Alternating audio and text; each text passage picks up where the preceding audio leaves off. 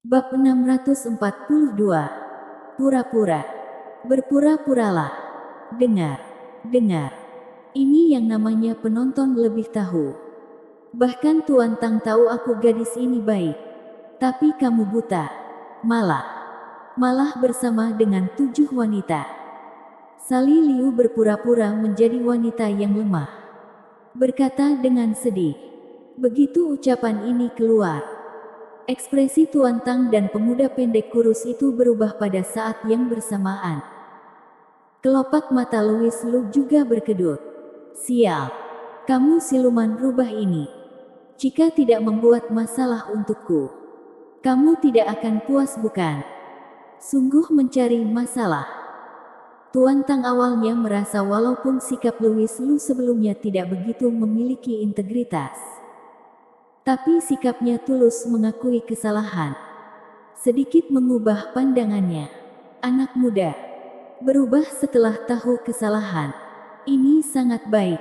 Akibatnya, setelah Sali Liu mengucapkan ini, kesan Tuan Tang tentang Louis Lu segera menjadi sangat buruk.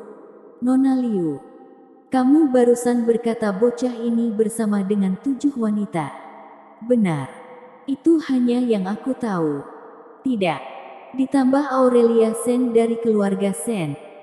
Seharusnya bersama 8 wanita. Yang aku tahu hanya 8 orang.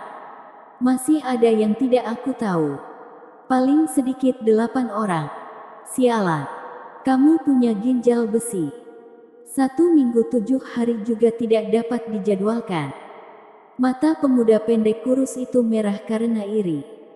Dalam hati memaki bajingan sialan ini sungguh membuang sumber daya. Seharusnya orang seperti ini diseret keluar dan dikebiri. Tuan Tang sangat marah berkata, anak muda, kamu keterlaluan. Kamu tidak boleh seperti ini. Seperti ini namanya. Kamu seperti ini namanya kerusakan moral.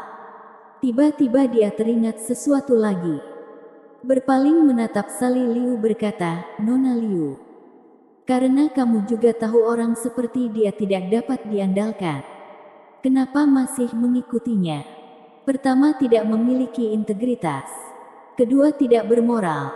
Untuk apa mengikuti pria seperti ini? Benar. Untuk apa mengikutinya? Ikut aku sangat baik. Pemuda pendek kurus berpikir dalam hati. Louis Lu, kamu siluman rubah hina tidak tahu malu ini. Beraninya merusak citraku. Benar ucapanmu Sali. Aku adalah bajingan. Mulai sekarang aku tidak akan menyakitimu lagi. Kamu carilah pria yang bisa diandalkan. Kata Louis Lu tiba-tiba. Berbalik pergi. Marah. Sejak kapan Louis tidak bisa bercanda? Sali Liu menatap punggung Louis Lu. Meremas tinju berkata, Louis bajingan. Aku berikan waktu 3 detik. Kembali. 1, 2, 3. Louis Lu tidak menoleh. Tuan Tang berkata dengan wajah muram, Nona Liu. Pria yang tidak bertanggung jawab seperti ini tidak pantas untuk kamu tahan. Biarkan dia pergi lebih baik. Tidak perlu menahannya. Tuan Tang, nanti aku jelaskan lagi padamu. Ekspresi Sali Liu sedikit berubah. Mengejar Louis Lu dengan gemetar. Menggoyangkan lengannya berkata, maaf Louis. Aku tahu aku salah. Apa salahmu? Aku tidak seharusnya berbohong. Apakah nanti masih berani? Tidak berani. Bila terjadi lagi di masa depan, harus bagaimana?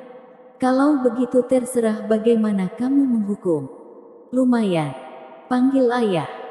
Bagaimana mungkin Louis Lu marah karena hal sekecil itu? Sali Liu tentu saja dapat melihatnya. Jadi terakhir dengan sangat dominan menjewernya dan kembali ke tempat semula. Seperti dirasuki Hailie. Tuan Tang menghela nafas tak berdaya berkata, Nona Liu. Kenapa kamu begitu bodoh? Mengikuti pria seperti ini tidak akan ada masa depan. Lebih baik pergi lebih awal. Sali Liu tersenyum tidak enak berkata, Tuan Tang, Anda salah paham. Sebenarnya aku barusan bercanda. Bercanda. Tuan Tang tertegun, maksudmu adalah bocah ini tidak bersama dengan 8 wanita. Tidak, tidak. Dia hanya populer di antara lawan jenis. Ada banyak gadis di sisinya. Tapi dia tidak melakukan hal bersalah apapun. Sali Liu diam-diam menambahkan di dalam hatinya, seharusnya tidak bukan.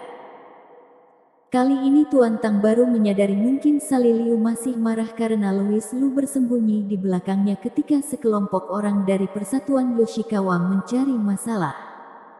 Namanya juga perempuan. Mulut mereka berkata memaafkan. Sebenarnya menyimpan dendam di dalam hati. Jadi baru sengaja mencari alasan untuk menjelekkan Louis Lu. Yaitu juga. Mereka pasangan muda dari awal sampai akhir hanya sedang merajuk. Sebaliknya dia sebagai orang luar menganggapnya serius. Anak muda zaman sekarang sungguh bisa menyiksa. Tuan Tang sedikit menghela nafas. Berkata pada Louis Lu dengan serius, anak muda.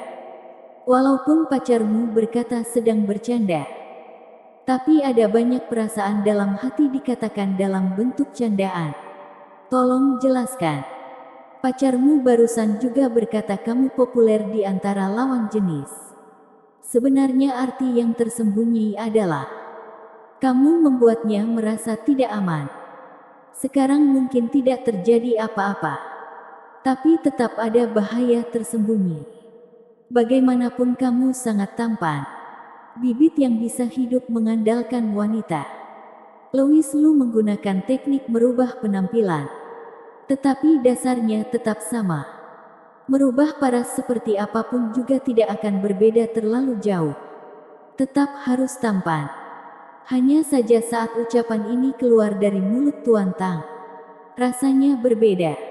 Apa maksudnya bibit yang bisa hidup mengandalkan wanita? Aku memang hidup mengandalkan wanita. Louis Lu merasa karakternya dihina. Tetapi tidak menyela Tuan Tang. Hanya mendengar Tuan Tang melanjutkan berkata, anak muda. Dengarkan saranku. Karena sudah punya pacar.